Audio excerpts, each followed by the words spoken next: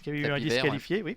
Et là, c'était sa première fois qu'il passait victorieusement le peloton en tête. Il va tenter de doubler la mise à l'image de Cage de Carvel qui a brillé dans l'épreuve précédente et qui s'était imposé également le vendredi précédent.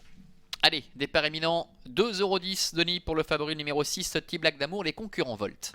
Et voilà qui s'élance dans cette compétition avec un bon départ côté corde de Trophy de Vive qui est tout de suite là, et également Unubu qui est aux avant-postes numéro 7 avec Loris Ferro, précédent donc Trophy de Vive, le 8 Ataline venant ensuite, précédent côté corde le numéro 4 Smanko, c'est Solerino le 2 qui ferme la marche de ce petit peloton qui aborde le premier virage où se retrouve le favori T-Black d'Amour, il est en 5e position en bleu côté corde. Oui, il est idéalement situé pour l'instant, T-Black d'Amour dans le sillage des premiers, Voluté de Clermont le numéro 3 se rapproche avec Barbara Ebischer à sa hauteur, alors que pour le moment, Utello Doge ferme la marche avec Solerino. Unubu, le numéro 7, Loris Ferro, qui mène la danse pour aborder la ligne droite avec en deuxième position le long de la corde le numéro 5, Trophy de Vive. Ataline, le numéro 8, qui vient maintenant à sa hauteur, qui accélère pour venir d'ailleurs à la hauteur de l'animateur. Un petit peu plus loin se retrouve le numéro 3, Voluté de Clermont, qui est en 4e position et qui précède encore Smanko, le numéro 4, avec le favori T-Black d'Amour, qui s'est quelque peu décalé pour prendre le sillage de Barbara Bischer avec le numéro 3,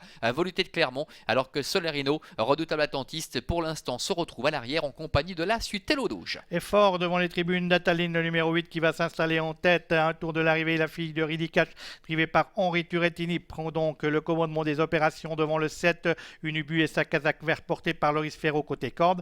Né au vent, on va retrouver maintenant Voluté de Clermont qui est quand même mieux en attendant en ayant un dos, mais bon, circonstances de course, on en voulu autrement. Le 5, Trophy de Vive, plus près qu'à son habitude, se retrouve sur une 3e ligne côté corde, flanqué à son extérieur du numéro 6, T-Black d'Amour. On vient ensuite avec un duo composé de Smanko, le numéro 4 côté corde, avec l'as Utello Doge, et c'est toujours Solerino en orange qui ferme la marche. Début de la ligne en face, Ataline en tête, Voluté de Clermont qui est toujours à la hauteur de Unubu, avec un peu plus loin T-Black d'Amour, Trophy de Vive, Utello Doge, ainsi également que Solerino qui se retrouve à l'arrière. Bientôt le milieu de la ligne en face, ça va bien pour Ataline, le numéro 8 avec Henri Turettini qui mène la danse. Sur un deuxième rideau, le numéro 7, Unubu qui est un petit peu tendu. Voluté de Clermont est à sa hauteur devant le numéro 5, Trophy de Vive également qui est là au contact, accompagné encore à son extérieur par le favori numéro 6, T-Black d'Amour. Il pénètre dans le tournant final de ce prix du lac de Neuchâtel avec toujours Ataline et Henri Turettini de l'écurie Turettini, donc en vert et jaune, qui ont le meilleur devant le 7 Unubu, avec ensuite le numéro 3 Voluté de Clermont à l'extérieur. Côté corde, on va retrouver le 5